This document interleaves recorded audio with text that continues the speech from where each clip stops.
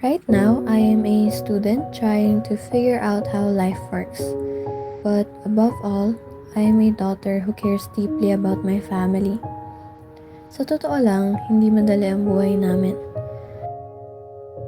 Maraming gabi ang naririnig ko yung mga may hinang buntong hininga ni na mama at papa sa kusina habang nagbibilang ng natitirang pera o nag-iisip kung saan kukuha ng pambayad ng bills sa tuition.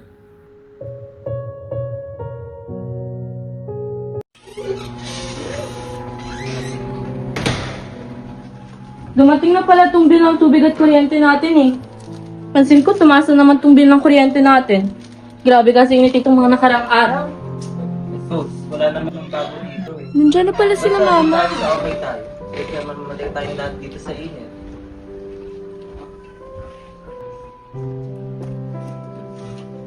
Ma! Pa! Hi na! Ma, ano po? Oh, kamusta school? Okay lang naman po. Aral lang mabuti ha. Siyempre naman po. Sige po, kain ko po muna yung pagkain na makakain na po tayo. Nakikita ko yung pagod sa mga mata nila tuwing umuwi sila galing sa trabaho. Yung tipong kahit masakit na ang katawan, pipilitin pa rin ngumiti kapag humarap na sa amin. Dito po ang amang samat dalangin sa matamis na pangalan ni Jesus. Amen. Amen. Ang pinakamasakit na realidad para sa isang anak ay yung makita mo silang nahihirapan pero wala kang magawa sa ngayon kundi ang manood.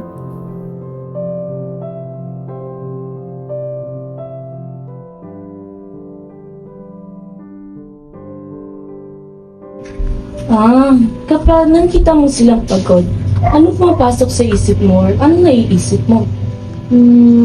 Whenever I think about my future plans, my biggest goal is to provide stability and comfort for them.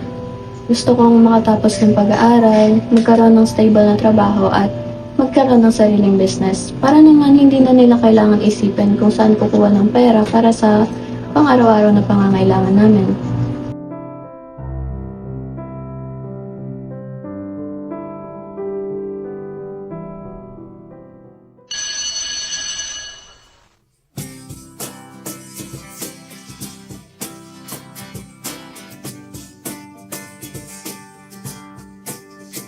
Naniniwala kasi ako na isang pangarap nagiging totoo lang kapag nagbunga na ito sa realidad. Ang pangarap ko ay hindi lamang isang ambisyon, kundi isang responsibilidad na kailangan kong panindigan para mabago ang buhay namin.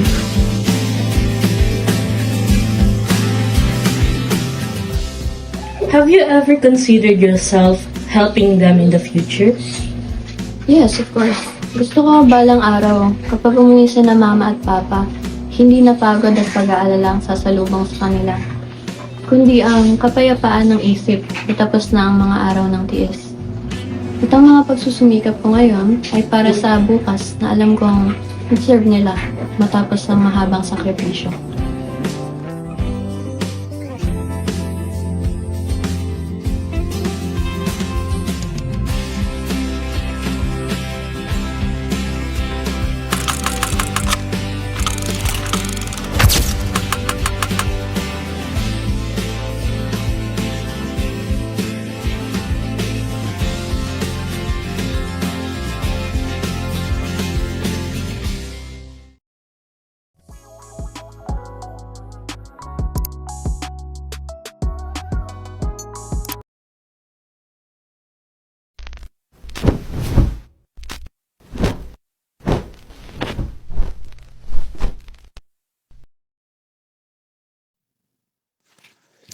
Sabi nila, ang tunay na tagumpay ay ang pag-abot sa sarili mong pangarap.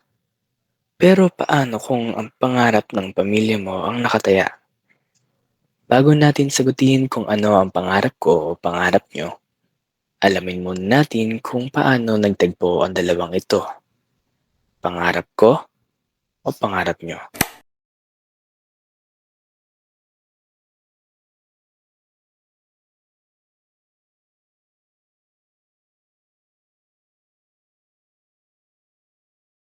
Bakit naging geology? Alam mo, ako talaga ako sa dugo. Naalala ko pa nung taong 2021, buwan ng September. Sakit yung lola ko. And hindi ko makakalimutan yun kasi mahalaga yung lola ko sa akin. Siya yung nagpalaki sa akin. Nung nagkasakit siya, sa harapan ko mismo, sumapa siya ng bulok.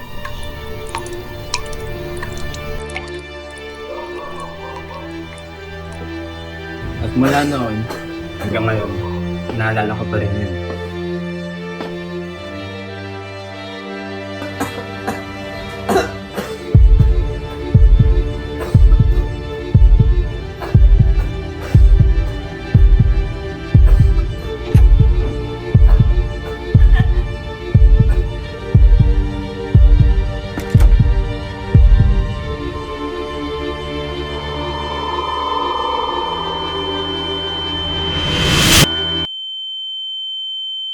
Kaya hindi ko talaga nakikita yung sarili ko na magtrabaho sa medical field kung saan ang daming dugo o kung saan mo makikita ang dugo.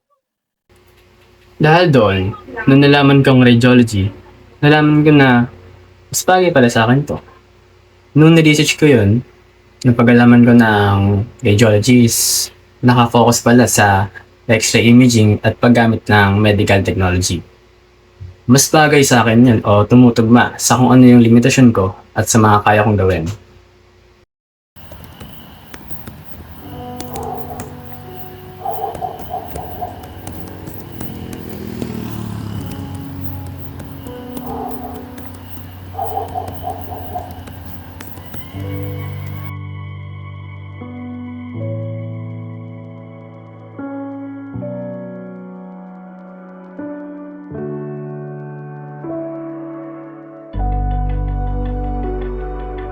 Pero bakit medical field pa rin? Bakit medical field pa rin? Sa totoo lang, pangarap talaga yun ng pamilya ko, lalo na ng mami. Kasi sa pamilya nila, ang mga kurso na kinuha ay engineering, IT at accountancy. Meron namang pharmacy, pero tita ko lang yun. Kaya bilang kanilang unang pamangkin o unang apo, gusto ng aking ina na kami ang umawak sa medical field. Pero kahit na gusto ko yung business, humanap na lang ako ng kurso na tutugma sa gusto ng pamilya ko at gusto ko.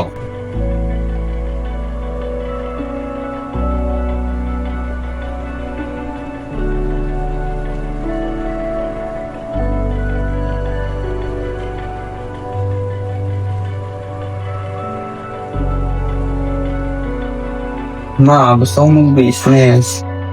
Pero kasi na, ikaw na lang pwede pumasok sa medical field. Kami ng mga tita-tito mo, nag-engineer, accountancy. Ikaw na lang pag-asa ng pamilya natin makapasok sa medical field.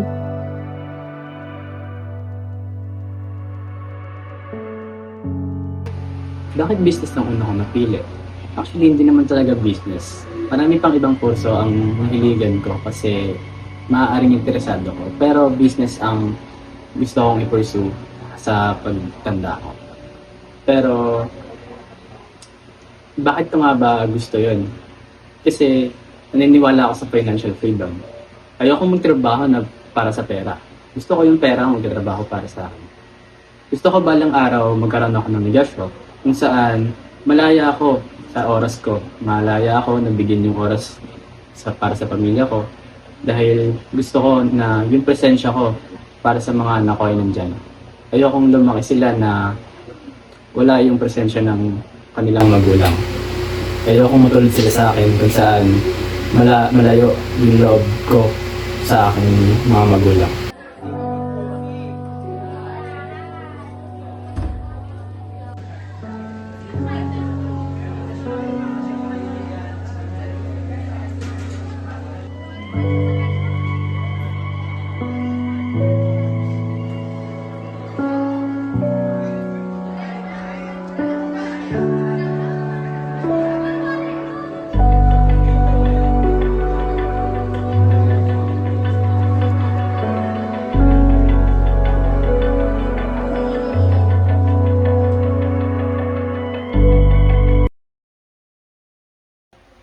Isa pa sa rason kung bakit ko napili ang business ay dahil para gusto kong ako ang magdadala ng panganib.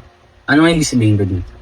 Ayoko na kasing magtrabaho pa ang aking asawa. Pero hindi naman sa tinatanggalan ko siya ng kalayaan. Ayoko na magdagdag pa iyon sa iniisip ko habang nagtatrabaho.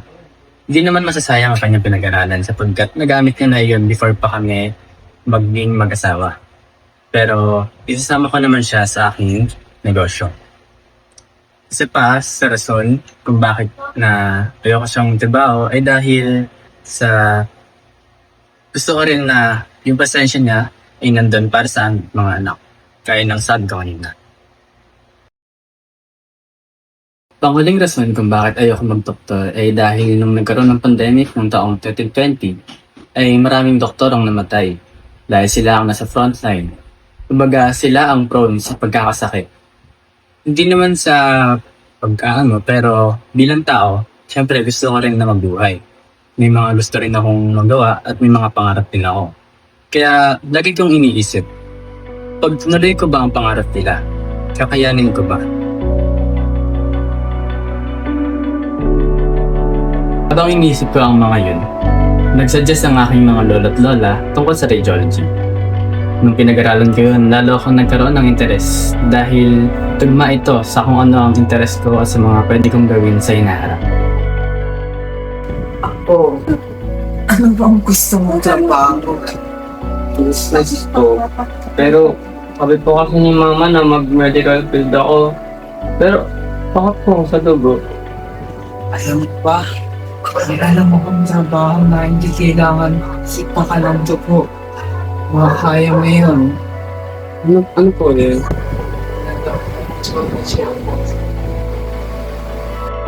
Pag pinagsama-sama ko lahat ng ito, ang takot ko sa dugo, pangarap ng pamilya ko, ang paniniwala ko tungkol sa pamilya, nabukasan ko, at ang kurso, naging unti-unti nang naging malinaw para sa akin na ito ang kukunin kong kurso. At para sa akin, lahat ng ito ay magkakaugnay. At dahil doon, nakikita ko na tama ang desisyon ko na piliin ang radiology.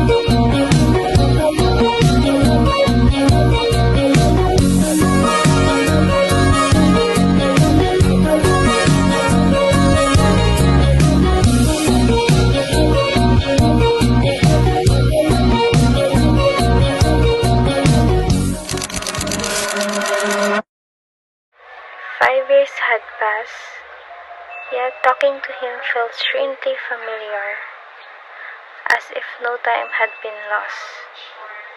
It felt like coming home to a place I thought no longer existed. Rev and I have known each other for almost 8 years now. We were classmates from grade 4 to grade 6. And we became each other's fur crush back then.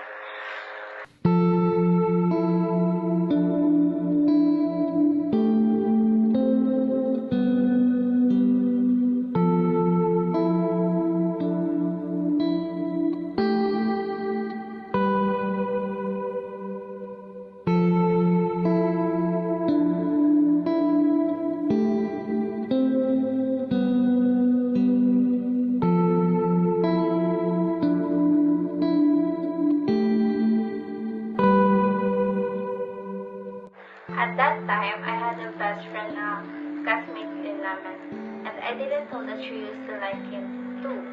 So when me and Rev got a misunderstanding, she took an advantage of it and dated my partner that time.